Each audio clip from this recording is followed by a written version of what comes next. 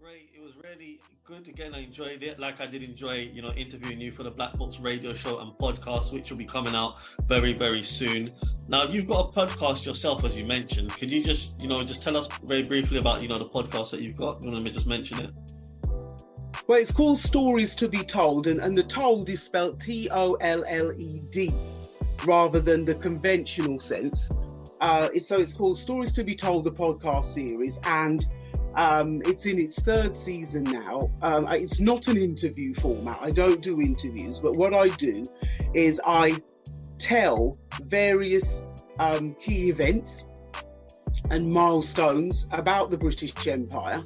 And I also find links and find connections with various topics that are trending today. So, for instance, I will link it in with various key things that might be happening, such as I've done a podcast on celebrating the Windrush.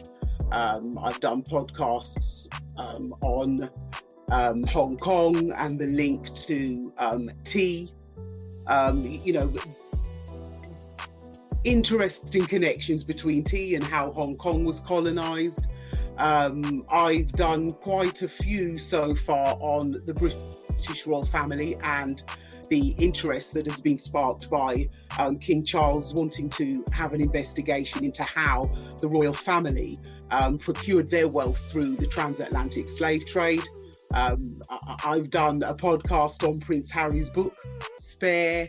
I've done it on a range of topics. I've even linked it to the war in Ukraine and the whole situation that is going on at the moment, because we can see in history that history does tend to repeat itself. We can find patterns, we can find links to the past, even when we sometimes think that there is no link, because look, the war is happening in Europe and it's not happening elsewhere. But we can make those links because human nature is the same throughout the world, and we can make connections between what I call explicit themes, those universal themes, and implicit themes that are happening within a particular situation. And what I try to do for children and young people is to develop that curiosity, maintain that curiosity and that passion to continue to ask questions about history and about the past, to continue with the lifelong learning, but also to model and demonstrate the importance of historical inquiry as well, and how we must try to become independent learners and independent thinkers, and not just go by what we learn through our formal education, what we learn in the classrooms, what we learn in the textbooks. But quite often, it's what you go out and research and find out for yourself that helps us to develop our understanding and really have clarity about what is really going on around us, and helps us to make sense of the world that we live in today. So that's what the podcast is all about. I think I've just done my 77th episode, so sort of 3/4 of the way through to my 100th episode. I'm just coming to the end of the third season now, and it's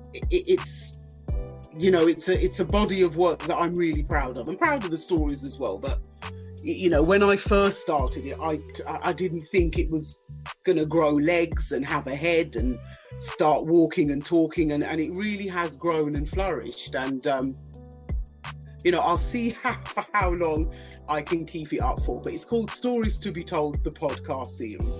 Go and listen to it, and I'll put the link to my website in the chat.